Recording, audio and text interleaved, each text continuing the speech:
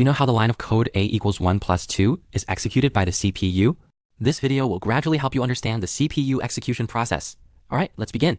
To understand how a program runs, we must first talk about the Turing machine. Turing's basic idea was to simulate the process of humans performing mathematical calculations with pen and paper using a machine, and he also defined the components of a computer and how programs are executed. The image on the screen shows what a Turing machine actually looks like. The basic components of a Turing machine are as follows.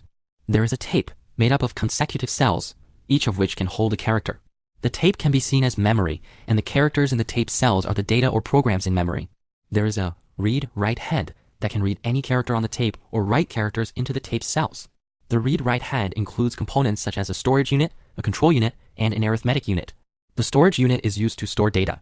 The control unit identifies whether a character is data or an instruction and controls the program's flow. The arithmetic unit executes arithmetic instructions. Using 1 plus 2 as an example, let's see how the Turing machine operates. First, use the read-write head to write 1, 2, plus into 3 tape cells respectively, and the read-write head stops at a cell with the character 1. Then, the read-write head reads 1 into the storage device, which is called the state of the Turing machine.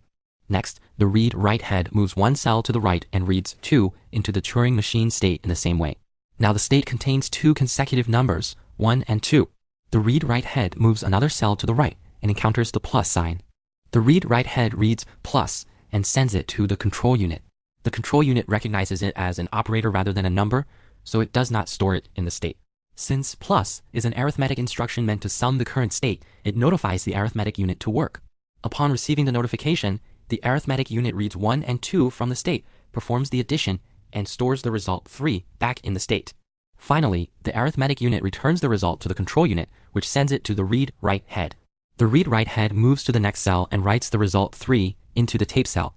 From the above process, we can see that the main function of the Turing machine is to read the content of a tape cell and hand it over to the control unit to determine whether it is a number or an instruction.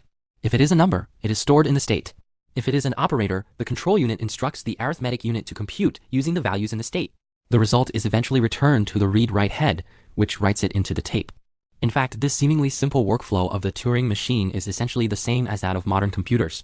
In 1945, John von Neumann and other computer scientists proposed a report on how to implement a computer which followed the Turing machine's design. They also proposed using electronic components to build computers, agreed on using binary for calculation and storage, and defined the basic structure of a computer into 5 parts: central processing unit CPU, memory, input devices, output devices, and bus. These 5 parts are known as the von Neumann model. Memory. Programs and data are stored in memory, which is linearly structured. The unit of data storage is a binary bit, either 0 or 1. The smallest storage unit is a byte, which equals 8 bits. Memory addresses start from 0 and increase incrementally. The final address is the total number of bytes in memory minus 1. Reading and writing data at any address takes the same amount of time. CPU. There are 32-bit and 64-bit CPUs. The main difference lies in how many bytes of data can be processed at once.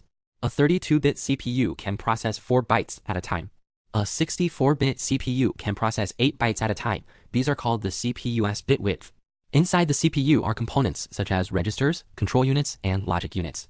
The control unit controls the CPU's operation, the logic unit handles computation, and registers come in various types, each with different functions. The main role of CPU registers is to store data during computation. Since memory is far from the CPU, but registers are right inside it and close to both the control and logic units, they enable faster computation. Bus. A bus is used for communication between the CPU, memory, and other devices. There are 3 types of buses. Address bus specifies the memory address to be accessed by the CPU. Data bus, used to read and write memory data. Control bus, used to send and receive signals such as interrupts or device resets. When the CPU receives these signals, it responds accordingly. This also requires the control bus. Input-output devices. Input devices feed data into the computer, which is processed and then sent to output devices. For example, pressing a key on a keyboard involves interaction with the CPU, and this process uses the control bus. So, how does data travel through the address bus?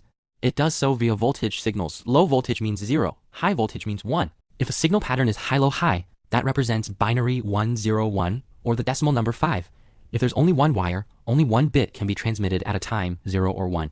So to transmit 101, it takes 3 separate transmissions, very inefficient.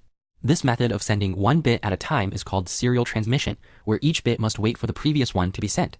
To transmit more data at once, you can add more wires. This allows parallel transmission.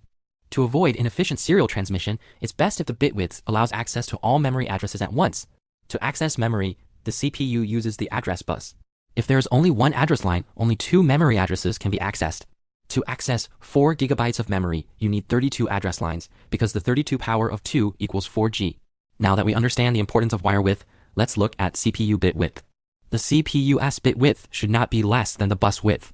For example, a 32-bit CPU controlling a 40-bit address or data bus would be very complex and inefficient. Ideally, a 32-bit CPU should match with 32-bit wide buses, as that's the maximum it can handle in one operation. If you use a 32-bit CPU to add 2 64-bit numbers, you must split each into 2 32-bit parts, low and high, compute them separately, including carryover, and then combine the results. So a 32-bit CPU cannot compute 2 64-bit numbers in one go.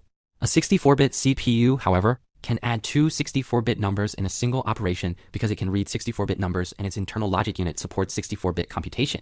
But this doesn't mean a 64-bit CPU is much faster than a 32-bit one. Few applications need to process numbers larger than 32 bits. So if numbers are within 32-bit range, there's not much performance difference. Also, a 32-bit CPU can only access up to 4 gigabytes of memory. Installing 8 gigabytes RAM won't help. But a 64-bit CPU has a theoretical address space of 2 to the 64th power bytes. Previously, we learned how a program is executed on a Turing machine. On the von Neumann model, a program consists of a series of instructions. So running a program means executing these instructions one by one, and this job falls to the CPU. Step 1. The CPU reads the value from the program counter, which is the memory address of the next instruction. The CPU's control unit then operates the address bus to access that memory location and notifies memory to prepare the data. Once ready, the instruction data is sent via the data bus to the CPU and stored in the instruction register. Step 2. The CPU analyzes the instruction in the instruction register, determines its type and parameters. If it's an arithmetic instruction, it goes to the logic unit. If it's a storage instruction, the control unit handles it. Step 3. After execution, the program counter value increments to point to the next instruction. The amount of increment depends on the CPU bit width. For a 32-bit CPU, if each instruction is 4 bytes, it increments by 4. The CPU continuously fetches, decodes, and executes instructions in a loop until the program ends. This cycle is called the CPU instruction cycle. Let's analyze how A equals 1 plus 2 runs on the von Neumann model. The CPU doesn't understand the string A equals 1 plus 2.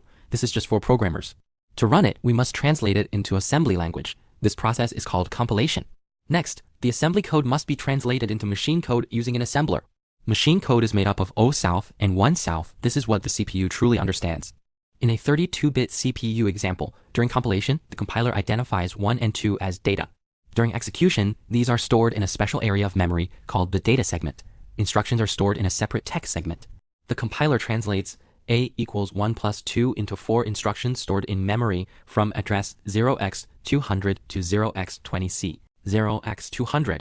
Load instruction loads data from address 0x100 into register R0. 0x204. Load instruction loads data from address 0x104 into register R1. 0x208.